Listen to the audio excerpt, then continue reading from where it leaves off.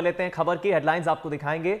मध्य प्रदेश में आप सभी बखूबी जानते हैं 2023 के विधानसभा चुनाव को लेकर सभी राजनीतिक दल तैयार हैं और दोनों ही राजनीतिक दलों ने बीजेपी कांग्रेस ने सियासी तौर पर तैयारियां शुरू कर दी है।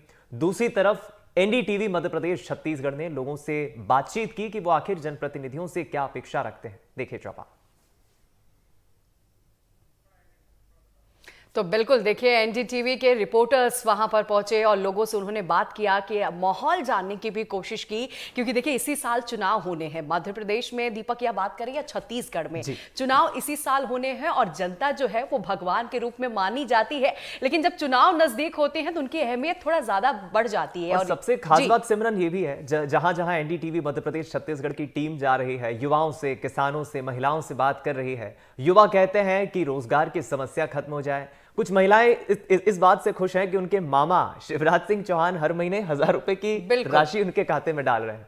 वही छत्तीसगढ़ की भी बात करें तो काका जो हैं, काका हैं तो हर चीज है, और यही वजह है कि काका से एक वर्ग जो है वो काफी खुश भी नजर आता है, दूसरा वर्ग जो है उसकी शिकायत है। सबसे खास बात यह है कि मध्य प्रदेश में काफी दिलचस्प चुनाव है और मध्य प्रदेश का बुरहानपुर काफी अहम इलाका है। एनडीटीवी मध्य प्रदेश छत्तीसगढ़ की टीम ने बुरहानपुर के लोगों से जानने की कोशिश की क्या चल रहा है उनके मन में। देखिए चौपा। एनडीटीवी मध्य प्रदेश छत्तीसगढ़ के खास कार्यक्रम चौपाल में आपका स्वागत है। चैनल का वादा है जनहित और जनरुचि की खबरें हम आपको पहुंचाएंगे। इसी वादे के तहत हम इस वक्त मौजूद है मध्य प्रदेश की हाई प्रोफाइल सीट में शुमार बुरहानपुर विधानसभा में, और विधानसभा चुनाव 3 महीने बचे हैं। राजनीतिक दलों ने तैयारी कर ली है, जनता भी अब अपना राय देंगी। ये बुरहानपुर की जनता खड़ी है, यहाँ बुद्धिजीवी वर्ग है और इनके सवाल होंगे। इनके सवालों के जवाब देने के लिए हमारे पास विधायक ठाकुर सुरेंद्र सिंह शेरा जो बुरहानपुर से निर्दलीय विधायक है, उनके प्रतिनिधि के रूप में केडी पटेल जी है जो पूर्व पार्षद है और वरिष्ठ नेता है। सत्ता पक्ष से अनिल भोसले जी है, ये पूर्व महापौर है, ये अपने सत्ता पक्ष की सवालों का जवाब देंगे। विपक्ष 15 महीने सरकार में रहने के बाद विपक्ष में आए शेख रुस्तम जो कांग्रेस के जिला प्रवक्ता है, ये भी जवाब देंगे। और हम आपको बता दें एक मेहमान और जुड़ गए हैं, ये भारतीय जनता पार्टी के अल्पसंख्यक मोर्चे के जिला अध्यक्ष है अजहरुल हक। ये भी अपने जो बीजेपी की सरकार है उसके जनता के सवालों के जवाब देंगे। तो अब हम सवालों का सिलसिला शुरू करने से पहले आपको बता दें कि बुरहानपुर के जो निर्दलीय विधायक है, उन्होंने 2 दिन पहले 1000 करोड़ के विकास कार्यों का दावा किया है और ये बुकलेट जारी की है, जिसको जनता ने मीडिया और सोशल मीडिया के माध्यम से पढ़ा या पढ़ रहे हैं। तो चलिए हम शुरुआत करते हैं बिजली से।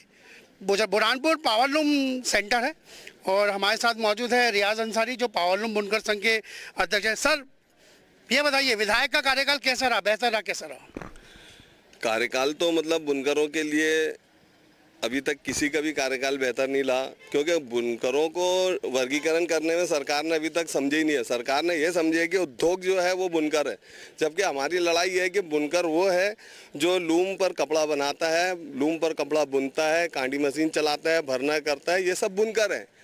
और सरकार समझने में ये कर रही है कि बुनकर उद्योग को मानकर उनको उद्योगपति मानती है और सहायता भी उद्योगों को पहुंचती है। आज तक एक कलम सरकार की ऐसी नहीं है जिससे बुनकरों को फ़ायदा मिला है। यहाँ पर बुनकर जो लूम चला रहे हैं शहर के बाउंड्री वाल के अंदर है, उनको बाहर बसाने की कब से बातचीत चल रही है, लेकिन सरकार ने 1 इंच जमीन आज तक उनको बसाने के लिए नहीं दी। कहने का मतलब है बुनकरों का किसी ने विकास नहीं किया, किसी सरकार से कोई विकास नहीं हुआ है, ना ही हमारे एमपी एमएलए इस मुद्दे को वहाँ विधानसभा में उठाते हैं। बिजली की बात करें, क्या स्थिति है बिजली की? बिजली तो ऐसी स्थिति है कि जो पावरलूम में घरेलू उद्योग या घर में इस्तेमाल करने वाली बिजली इतनी महंगी है कि बुनकर तो भर ही नहीं पड़ पा रहा है बिल, और वो दिन ब दिन महंगी होने की वजह से उनकी कमर टूट जा रही है, उसको मजदूरी नहीं मिलती, बुनकर बिजली बिल नहीं भर पा रहे हैं, उनके ऊपर लाखों करोड़ों रुपए का बिल बाकी है, लाइनमैन लाइन काटने चले आते हैं। तो इस प्रकार से उद्योग के हिसाब से तो उद्योगपति बिल भर देता है, लेकिन बुनकर जो छोटे छोटे पावरलूम घरों में लगा के चला रहे हैं वो बिल भी नहीं भर पा रहे हैं। तो इसी तरह से सरकार की जो योजनाएं हैं, जैसे जमीन उन्होंने 253 एकड़ जमीन उद्योग को दी है, बुनकर को आज तक 1 इंच जमीन नहीं मिली।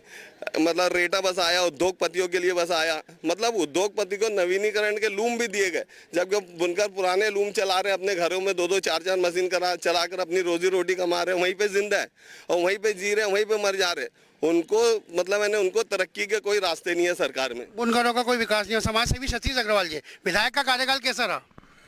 मेरी नज़र में विधायक का कार्यकाल निर्दलीय होते हुए अति उत्तम है।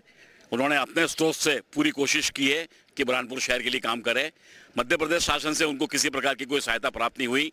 उन्होंने बहुत सारे मुद्दे बुनकरों के लिए, किसानों के लिए, बाकी बहुत सारे लोगों के लिए मुद्दे उठाए, लेकिन वो ठंडे बस्ते में डाल दिए गए शिवराज सिंह जी द्वारा और बुरहानपुर को एक तरफा कर दिया गया, क्योंकि उन्हें मालूम है कि बुरहानपुर में वो ना जीते हैं ना आगे आने वाले चुनाव में जीतेंगे। बिजली की हम बात करें, क्या रहा 5 साल? बिजली मिली नहीं मिली? स्ट्रीट लाइट्स की क्या व्यवस्था रही? बिजली सुचारू रूप से मिली, बहुत अच्छी तरह से बिजली मिली, लेकिन इसमें बुनकरों के लिए जैसा किसानों के लिए व्यवस्था थी छूट की, ऐसे बुनकरों के लिए भी छूट देने की व्यवस्था सरकार ने करना चाहिए थी। शहर के वरिष्ठ पत्रकार मुकेश पूर्वे जी है। सर बताइए, कैसा रहा विधायक का कार्यकाल? विधायक के कार्यकाल को लेकर अभी 2 दिन पहले उन्होंने एक बुकलेट जारी की है जिसमें 1000 करोड़ के विकास कार्य दिखाएं। तो विकास कार्य दिखाए हैं, अभी जनता तक पहुंचे नहीं हैं। विकास कितना हुआ है नहीं हुआ इसकी समीक्षा तो चुनाव, आने वाले चुनाव में या जनता खुद ही करेगी। हम लोग समीक्षा कर नहीं सकते क्योंकि उन्होंने दावा किया है और पूर्व विधायक के कार्यकाल पे भी उन्होंने प्रश्न चिन्ह खड़ा किया है।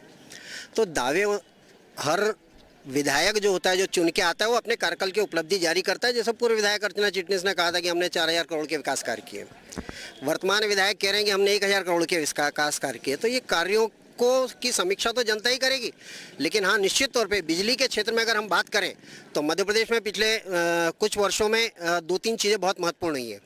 एक तो ये हुआ कि जो 33 केवी की लाइन थी और 11 केवी की लाइन है, इस लाइनों में भारी वृद्धि हुई है, जिससे आज बिजली कटौती की समस्या से मैं नहीं समझता कि जनता जूझ रही है। जैसा कि आदरणीय सतीश जी अग्रवाल जी ने, मेरे बड़े भाई साहब ने कहा है और बुनकर संघ ने जिस ढंग से मांग उठाई, हाँ ठीक है बिजली थोड़ी सी महंगी जरूर है, लेकिन बिजली कटौती नहीं है और बिजली की समस्याएं आज विराजमान नहीं है। क्योंकि किसान को सबसे ज़्यादा बिजली लगती है केले के लिए, और ग्रीष्मकाल में उसको लगने वाली बिजली जो है वो कम से कम 4 से 5 गुना बढ़ जाती है।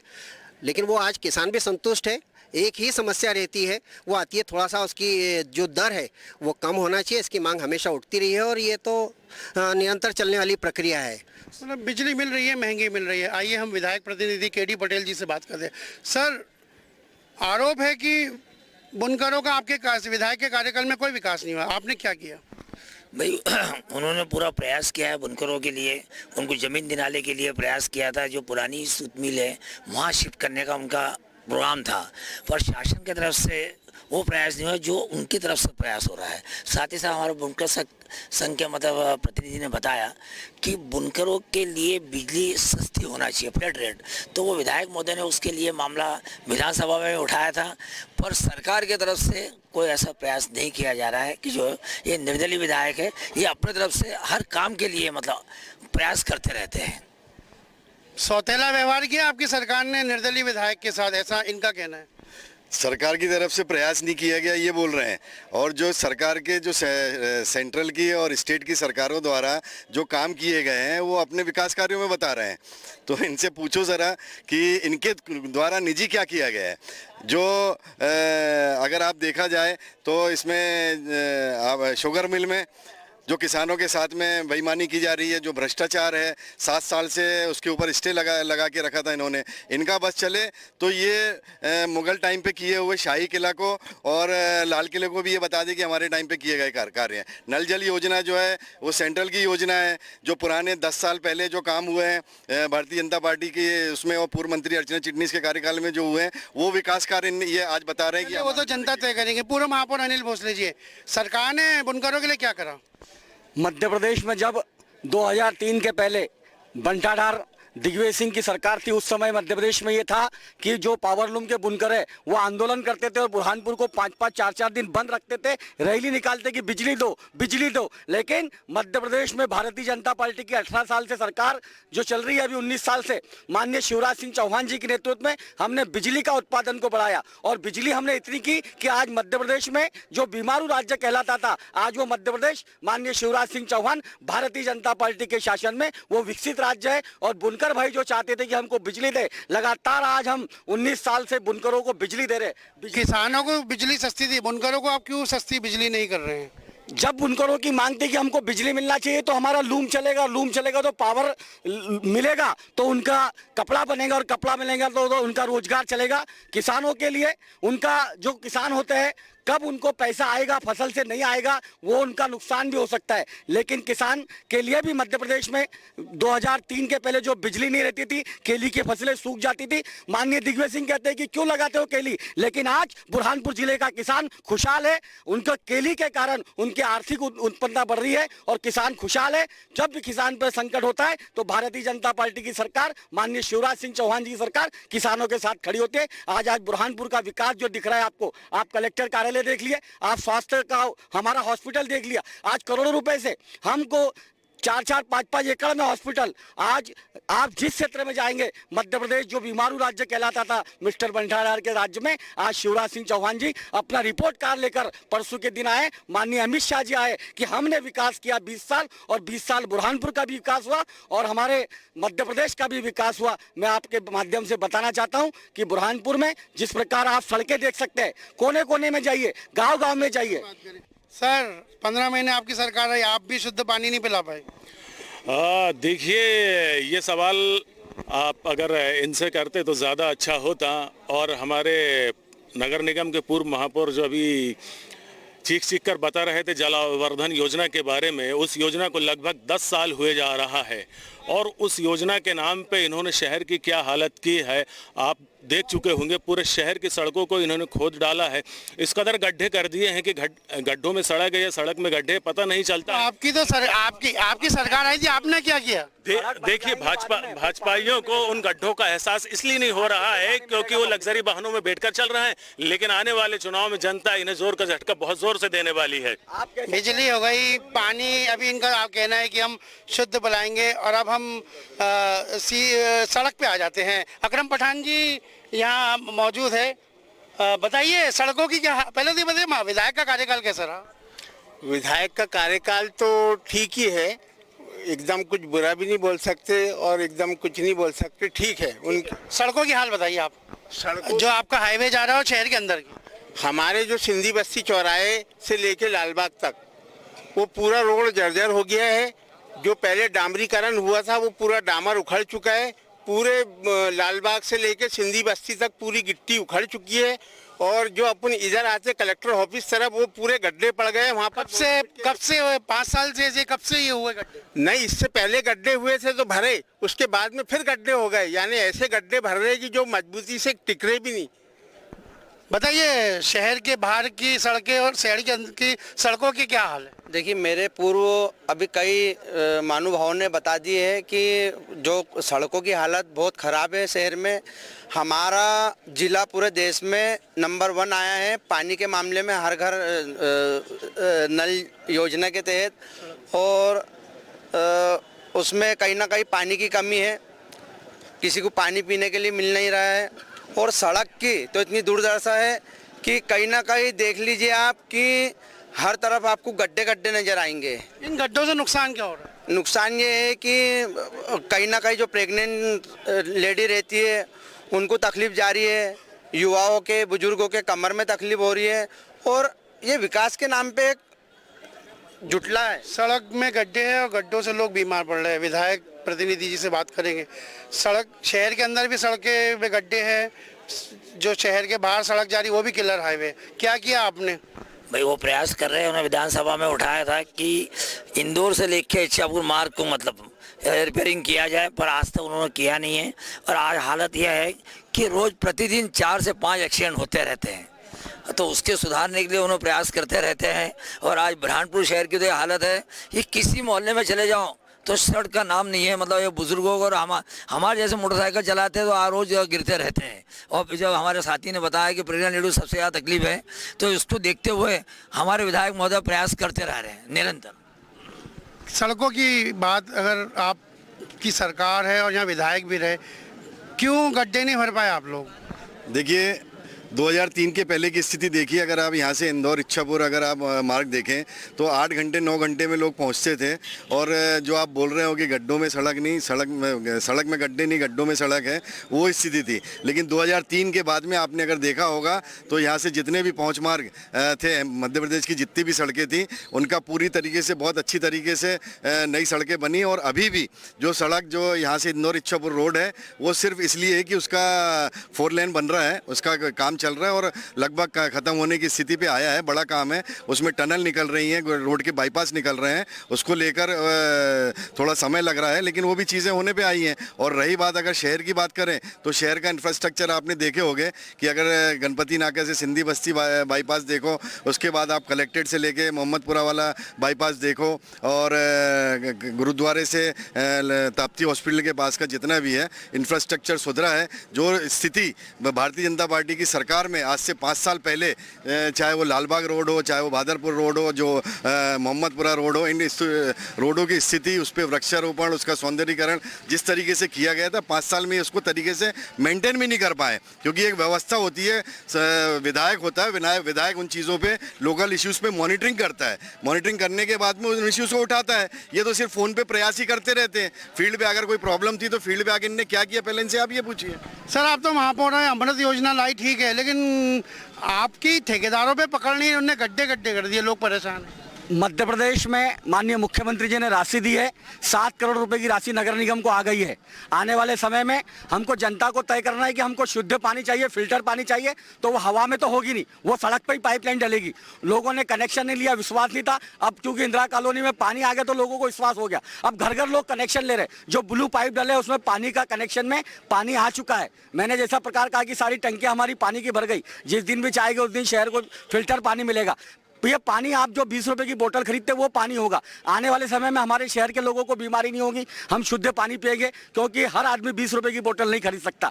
माननीय शिवराज सिंह चौहान, भारतीय जनता पार्टी की सरकार आपको आश्वस्त करती है कि जिस प्रकार सीवरेज के कारण और पानी के कारण रोड खुदे, उसका पैसा आके रोड अच्छी बन जाएंगी, तो हमारे घर में हमारी गंदगी नहीं होगी सीवरेज के कारण, और हमको शुद्ध पानी मिलेगा। बुरहानपुर जिले में जिस प्रकार भारतीय जनता पार्टी के दोनों विधायकों ने, जो हमारी अर्चना दीदी है, जो हमारी मंजू दीदी थी, सुमित्रा काटडेकर है, इन्होंने इतना विकास किया कि आज पूरा बुरहानपुर जिला, कहीं ना कहीं आप किसी भी कोने में जाओ, सड़कों का आपको विकसित दिखता है, विकास दिखता है। और आपको मैं आश्वस्त करता हूं कि चाहे आप जिसी भी ओर देखें, वहां पर भारतीय जनता पार्टी ने विकास किया है, और हम रिपोर्ट कार्ड लेके बुरहानपुर की जनता के बीच में खड़े हैं।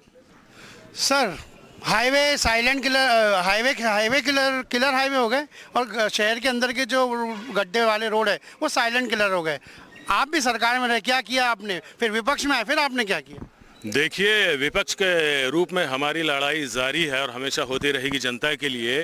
और बात रही सड़क के लिए और कांग्रेस के प्रयास के लिए, तो मौजूदा इंदौर इच्छापुर राजमार्ग माननीय दिग्विजय सिंह जी की सरकार की देन है। और इससे पहले जो हमारे अनिल भाई मध्य प्रदेश में सरप्लस बिजली की बात कर रहे थे, उसकी भी आधारशिला दिग्विजय सिंह जी ने रखी है।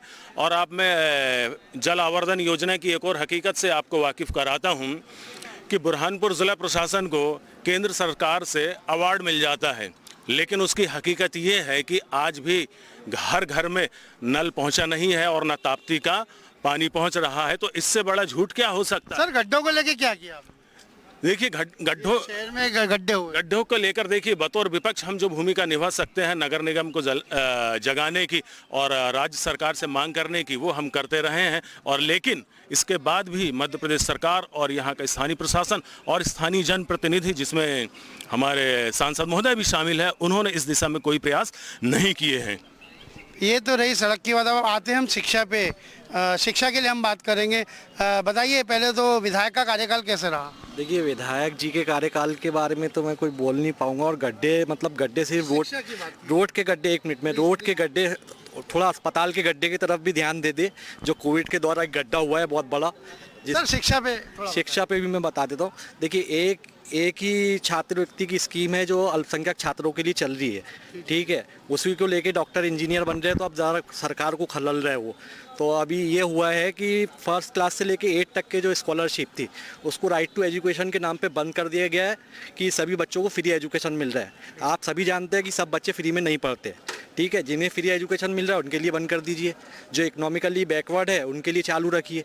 तो ये तो बंद हो गई, ठीक है। 9 to 12 जो स्कॉलरशिप पिछले साल फॉर्म भरे गए थे, अब जब पैसे अकाउंट में डालने का टाइम आया तो वहाँ से वो रिटर्न आ गया मिनिस्ट्री से, ठीक है। स्कूलों की क्या हालत है? सरकारी स्कूलों की क्या हालत? सरकारी स्कूलों की ये हालत है कि पूरी प्राइवेट स्कूल भरी हुई है। अब इससे आप सरकारी सर विधायक का कार्यकाल कैसा है? विधायक का कार्यकाल तो मैं बताता हूं सर। पहले तो आपको शुभकामनाएं देता हूं कि एनडीटीवी ने मध्य प्रदेश की छत्तीसगढ़ एमपीसीजी चालू करके हमारी भावनाओं को केंद्र तक पहुंचाने का जो कार्य किया उसके लिए बहुत बहुत बधाई। दूसरा, कार्यकाल एक कांग्रेस निर्दलीय विधायक होने के नाते इतना अच्छा तो नहीं रहा, जबकि वो चाहते तो वो कार्य करते शहर में कि आने वाली जनता अगली बार भी निर्दलीय खड़े होते तो जीतते, परंतु इतना अच्छा कोई कार्य नहीं किया उन्होंने। क्या रहा 5 सालों में शिक्षण की क्या व्यवस्था है सरकारी स्कूलों की? शिक्षा से ज़्यादा महत्वपूर्ण है रोजगार, जो उपलब्ध नहीं है। आज बुरहानपुर का युवा मालेगांव, सूरत, पूना, अहमदाबाद जैसी जगह पे जाके कार्य कर रहा है। बुरहानपुर धीरे धीरे वृद्ध आश्रम बनता जा रहा है, सिर्फ बुजुर्ग यहाँ रह रहे हैं और शिक्षा ग्रहण करने के लिए भी हमें बाहर जाना पड़ता है। ज़रूरत है बुरहानपुर को अच्छे मेडिकल कॉलेज की, अच्छी को एजुकेशन जहाँ गर्ल्स और बॉयज़ पढ़ सके। एक लड़कियों के लिए कॉलेज की आवश्यकता है। यहाँ कई ऐसे मुस्लिम परिवार हैं जो अपनी बच्ची को को एजुकेशन होने के कारण नहीं भेज पाते। यदि अलग से महाविद्यालय लड़कियों के लिए बन जाएगा तो शहर हित में बहुत अच्छा होगा। विधायक प्रतिनिधि जी से बात करते हैं। आप तो जो आपके जो विधायक है वो तो अल्पसंख्यक वोटों के जरिए मतलब उनकी बड़ी भूमिका रही। केंद्र सरकार ने जो अल्पसंख्यक वर्ग के जो स्कॉलरशिप को टिफिकल कर दिया, रोक दिया है, इसको लेके आपने क्या किया? और स्कूलों के सरकारी स्कूल है खाली पड़ी है, प्राइवेट स्कूल भरी है, इसको लेके आपने क्या किया? देखो, इस सरकारी स्कूलों में तो मतलब बंटा ढाल वाला मामला है। ना वहाँ टीचर है न बच्चे हैं। बच्चे इसलिए जाना नहीं चाहते कि वहाँ उच्च शिक्षा की मतलब कोई व्यवस्था नहीं हो पाती, इसलिए वो करते नहीं। जैसे हमारे विधायक महोदय ने और उनके भाई स्वर्गीय वीरेंद्र सिंह ने, दोनों ने मिलकर बुरहानपुर को एजुकेशन हब बना दिया। उन्होंने इंजीनियरिंग कॉलेज खोल दी, मैनेजमेंट खोल दिया, बी फार्मेसी खोल दी। तो जो माँ बाप अपनी बच्चियों को बाहर भेजते थे, आज वो 50% बच्चे मतलब है इंजीनियरिंग कॉलेज में पढ़ रही है लड़कियाँ। मतलब वो संस्थान आपका मामला, हमने जनता ने आपको विधायक बनाया, आपने विधायक के नाते सरकारी स्कूलों का क्या किया? कुछ करवाया कि नहीं आपने? सरकारी स्कूलों में रोज डीओ से बात होती रहती है, उनके टीचरों से बात होती रहती है, पर वो गुणात्मक चेंज नहीं हो पाता क्योंकि उनको मक्कारी आदत है। उनको जो दंडे की सरकार चाहिए, बिना दंडे से काम नहीं हो सकता। इसलिए विधायक महोदय बहुत प्रयास करते रहते हैं प्रतिदिन मतलब इस स्कूलों के लिए। आरोप है कि जो अल्पसंख्यक स्टूडेंट्स को जो स्कॉलरशिप्स है वो बंद कर दी गई है, टिफिकल कर दी गई है, एक चीज़। और 5 साल में स्कूलों के लिए विधायक जी कह रहे हैं इनके प्रतिनिधि कि नहीं, सरकार ने कुछ नहीं। आप बताइए आपने क्या किया? आपकी सरकार पे आरोप है। जी, हमारी सरकार पे आरोप है तो हम तथ्यात्मक आपको जवाब देते हैं कि जब तक 70 साल इनकी सरकार रही, आज़ादी के बाद से आज तक बुरहानपुर में जितने भी उर्दू स्कूल थे, जो मिडिल स्कूल थे वो मिडिल थे, जो हाई स्कूल थे वो हाई स्कूल थे, और जो प्राइमरी थे वो प्राइमरी थे। जब हमारी सरकार आई और उसमें माननीय अर्चना दीदी शिक्षा मंत्री थी, तो हमने जितने भी स्कूल थे, जो प्राइमरी स्कूल थे उनको मिडिल स्कूल किए, जो मिडिल स्कूल थे उनको हाई स्कूल, जो हाई स्कूल थे उनको हायर सेकेंडरी किए। यही नहीं किए, उन स्कूलों के लिए हमने लाख लाख रुपए, करोड़ों रुपए जो है लेके आए और उनकी बिल्डिंगें बनाए। आप अगर उठा के देखोगे बहादुरपुर स्कूल, सर सरकारी बिल्डिंग स्कूल बंद तो गई है, स्टूडेंट नहीं पहुंच रहे, प्राइवेट स्कूल भरे हुए। अरे आप जाके देखिए, बैठने की व्यवस्था नहीं है। जिन स्कूलों की मैं बात कर रहा हूँ वहाँ पे मतलब आप देखोगे जितनी उनकी स्ट्रेंथ नहीं है उससे ज़्यादा वहाँ पर वो बैठे स्टूडेंट हैं। उसके बाद में बिल्डिंगें, जो बिल्डिंगें 1000 स्क्वायर फीट भी थी, स्टूडेंट के होने की वजह से उनको 2-2 3-3 हज़ार स्क्वायर फीट का कंस्ट्रक्शन करवा के दिया गया, फर्नीचर करवा के दिया गया है। ये अल्पसंख्यक उसके लिए आप क्या कर रहे, चूँकि आप उस विंग में हैं? भाई आप जाकर देखिए। नहीं, वो ठीक है, वो कोई दिक्कत नहीं। ये जो ताज़ा मामला है, जो अल्पसंख्यकों को जो मिल रही है स्कॉलरशिप, वो रुक गई, उस पर क्या कर रहे हैं आप? देखिए, अल्पसंख्यकों को जो भी अगर स्कॉलरशिप रुकी है तो वो किसी ना किसी क्राइटेरिया में आकर रुकी होगी। अगर ऐसी कोई वो है तो हम उस पर बिल्कुल प्रयास करेंगे, देखेंगे जो किस कारण से रुकी हुई है और उसके लिए हम आगे प्रयास करेंगे। तो अब हम बहुत इम्पोर्टेंट जो मुद्दा है हेल्थ पे हम बात करते हैं। सर बताइए क्या व्यवस्था है बुरहानपुर ज़िले में? स्वास्थ्य सुविधाओं के बारे में बताइए, ठीक है, कैसी है? बुरहानपुर जिले में 25 करोड़ की लागत से पूर्व मंत्री द्वारा एक अस्पताल का निर्माण किया गया, परंतु वहाँ चिकित्सकों की कमी होने के कारण आज भी छोटी छोटी बातों के लिए तुरंत इंदौर रेफ़र कर देते, जलगांव रेफ़र कर देते। इसलिए ज़रूरी है कि यहाँ एनेस्थीसिया से लेके सारी सुविधाएं उपलब्ध हो, जिससे आम जनता को कहीं और जाना ना पड़े। क्या हाल है स्वास्थ्य सुविधाएं? मैं भारतीय जनता पार्टी के जिम्मेदार लोग हैं उनसे पूछना चाह रहा हूं कि आपके स्वास्थ्य मंत्री ने विधानसभा में खड़े होकर कहा बुरहानपुर शहर के स्वास्थ्य के ताल्लुक से कि 72% यहाँ पर पद खाली है, तो आप उसका इंतजाम क्यों नहीं करते? आज हमारे पास डॉक्टर नहीं है, आज हमारे पास वार्ड बॉय नहीं है, आज हमारे पास नर्सेस नहीं है, हमारे पास एनेस्थीसिया नहीं है, आज हमारे पास ब्रेन के डॉक्टर नहीं है। ये तमाम डॉक्टरों का इंतजाम आपकी सरकार करेगी। आप 17 से 18 साल सरकार में रहे मध्य प्रदेश में, लेकिन उसके बावजूद आप इतने बड़े जिले में डॉक्टरों की व्यवस्था नहीं कर पाए, स्वास्थ्य की व्यवस्था को ठीक नहीं कर पाया। समय की कमी है। ये 15 महीने भी आपकी सरकार रही, आप भी पदों की पूर्ति क्यों नहीं कर पाए? देखिए, पहले मैं माननीय अनिल भाई की बातों का जवाब दूंगा। वो कह रहे थे गरीब का बेटा भी हिंदी माध्यम से पढ़ने वाला भी डॉक्टर बन सकता है। आपकी सरकार रहने के दौरान ही गरीब के बेटों के साथ व्यापम घोटाले में क्या हुआ है ये किसी से छुपा है क्या? हजारों करोड़ का घोटाला और इतने लोगों की जान उसमें चली गई है। आज तक उस मामले में सरकार क्या कर पाई है? मध्य प्रदेश में करप्शन भोपाल से लेकर बुरहानपुर तक अपनी जड़ें जमा चुका है। बुरहानपुर में ही आप देखेंगे जिला अस्पताल में कोविड के दौरान 12 करोड़ रुपए का घोटाला हुआ है और आज भी जिला अस्पताल में सुविधाओं अव्यवस्थाओं का ये हाल है कि सबसे ज़्यादा यहाँ पर सिजेरियन डिलीवरी होती है। डॉक्टर्स इतने निरंकुश हो गए हैं कि वो आज जिला प्रशासन को अल्टीमेटम दे रहे हैं कि यदि हमारे खिलाफ वहाँ पे आपने कोई एक्शन लिया, कार्रवाई की, तो हम काम करना बंद कर देंगे। आपने कोई अस्पताल को लेकर कोई ये कमी को लेकर बड़ा आंदोलन किया? देखिए, निश्चित तौर पे इसमें कोई शक नहीं है कि कांग्रेस ने एक जिम्मेदार विपक्ष की भूमिका हमेशा निभाई है और वो जनहित की लड़ाई के लिए हमेशा तत्पर है। तो ये हमारा एक कार्यक्रम था। समय की